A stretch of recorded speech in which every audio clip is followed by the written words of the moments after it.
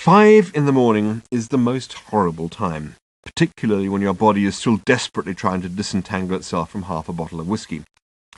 We dragged ourselves, cold, crabby, and aching, from our bunks. The noise of submachine gun fire from the main room turned out to be frying bacon, and we tried to revive ourselves with this while the grey morning light began to seep hideously up into the sky outside.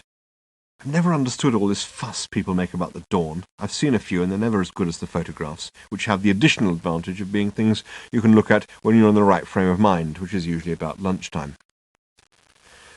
After a lot of sullen fumbling with boots and cameras, we eventually struggled out of the door at about 6:30 and trudged our way back out into the forest. Mark started to point out exciting rare birds to me almost immediately, and I told him to take a running jump. A great start to a day of virtually unremitting ornithology. Gaynor asked me to describe the scene as we walked into the forest, and I said that if she poked that microphone in front of me once more, I'd probably be sick over it. I quickly found that I was walking by myself. After a while, I had to admit that the forest wasn't that bad. Cold, wet, and slippery, and continually trying to wrench my legs off at the knees with some bloody tangled root or other, but it also had a kind of fresh, glistening quality that wouldn't go away however much I glowered at it. Ron Tyndall had joined us this time, and was busy striding his way through the undergrowth in an appallingly robust and Scottish manner, but even this ceased to make my head ache after a while, as all the glistening began slowly to work a kind of soothing magic on me.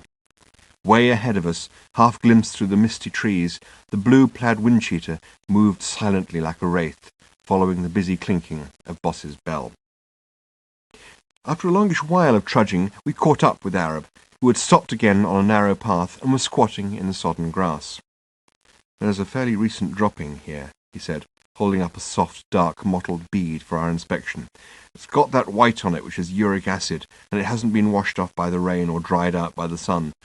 That'll disappear in about a day, so this is definitely last night. This is just where we were, in fact, so I expect we just missed him."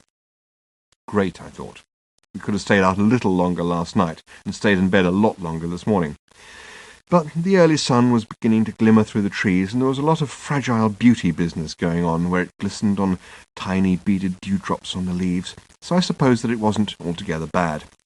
In fact, there was so much glimmering and glistening and glittering and glinting going on that I began to wonder why it was that so many words that describe what the sun does in the morning begin with the letters GL, and I mentioned this to Mark, who told me to take a running jump.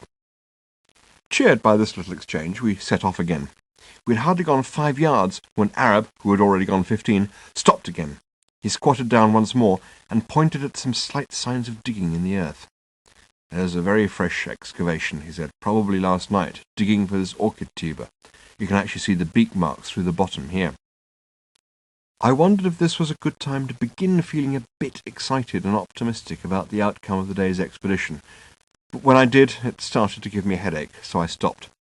The damn bird was just stringing us along, and it would be another gloomy evening of sitting in the hut cleaning our lenses and trying to look on the bright side. At least there wouldn't be any whiskey this time, because we'd drunk it all. So we would be leaving Codfish the following day, clear-headed enough to know that we'd flown 12,000 miles to see a bird that hasn't turned up to see us. And all that remained was to fly 12,000 miles back again and try to find something to write about it. I must have done sillier things in my life, but I couldn't remember when. The next time Arab stopped, it was for a feather. "That's a kakapo feather that's dropped," he said, picking it lightly off the side of a bush. "Probably from around the breast by its being quite yellow." "It's quite downy, isn't it?" said Mark, taking it and twirling it between his fingers in the misty sunlight. "Do you think it was dropped recently?" he added hopefully. "Ah, yes, it's reasonably fresh," said Arab. "So this is the closest we've got yet?" Arab shrugged. "Yes, I suppose it is," he said. "Doesn't mean we're going to find it, though. You can stand practically on top of one and not see it. Signs are that Kakapo was quite active in the early part of the night, just after we were here. And that's bad news, because there was rain during the night, so some of the scent has been washed away. There's plenty of scent around, but it's inconclusive. Still, you never know your luck." We trudged on. Perhaps there was a bit more of a spring in our step, but as half an hour passed, and then an hour, and as the sun gradually crept higher in the sky, Arab was once more a floating wraith far distant from us in the trees ahead, and then we lost him altogether. The spring had certainly dropped from our step. For a while we stumbled on, guided by the very faint sounds of Boss's bell, which was still borne to us on the light breeze sifting through the trees, but then that too stopped, and we were lost. Ron was a little way ahead of us, still bounding with rumbustious Scottish gusto, but he too was now floundering for the right direction. We were clambering over a bank that was thickly covered with ferns and rotting tree trunks, and which led down into a wide, shallow gully in the middle of which Ron was standing, looking perplexedly around him. Gaynor lost her footing as she negotiated the muddy slope into the gully, and slithered down it elegantly on her bottom. I got my camera strap caught in the only branch that didn't break off the moment you touched it. Mark stopped to help me disentangle myself. Ron had gone into bounding mode again, and was hopping up the far side of the gully, calling out for Arab. "Can you see them?" Mark called out. A thought struck me. We were lost because Boss's bell had stopped ringing. The same thought obviously hit Mark simultaneously, and we both suddenly called out, "Have they got a kakapo?" Our call came back. Gaynor turned to us and shouted, "They've got a kakapo!"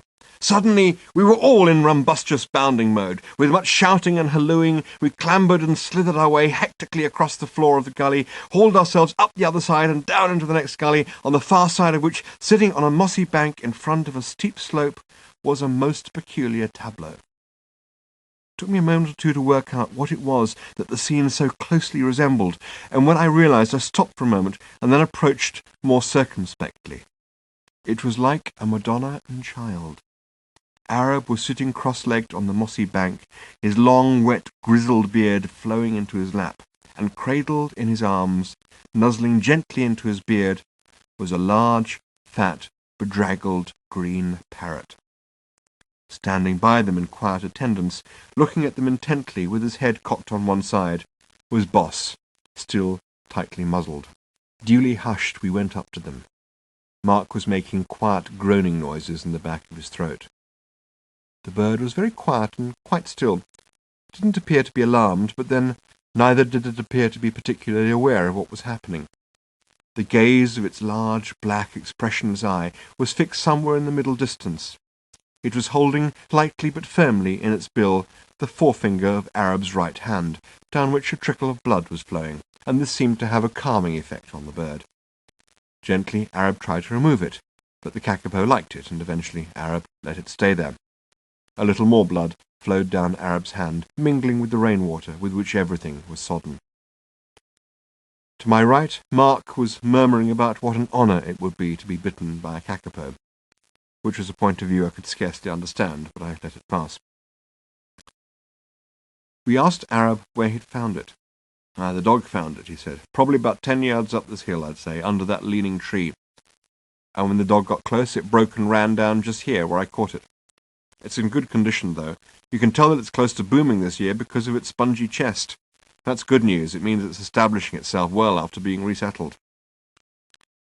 The kakapo shifted itself very slightly in Arab's lap, and pushed its face closer into his beard.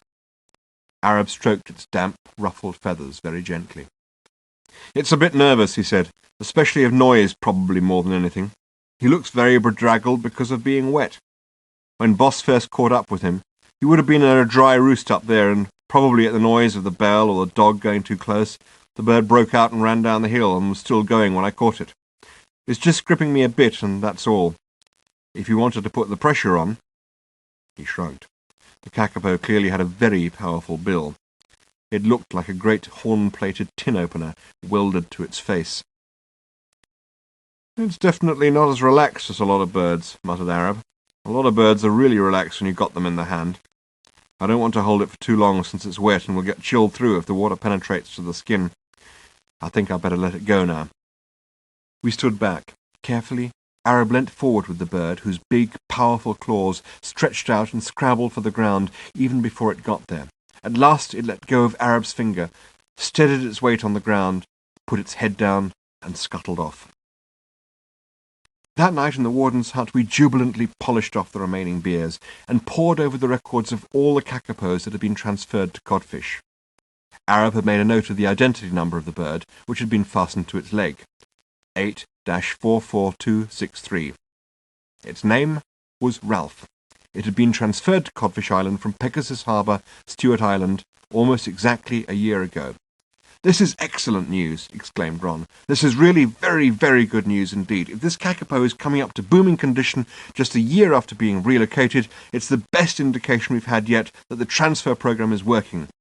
You know that we didn't want you to come here and that we didn't want to track kakapos and risk disturbing them, but as it happens, well, this is very useful information and very encouraging indeed."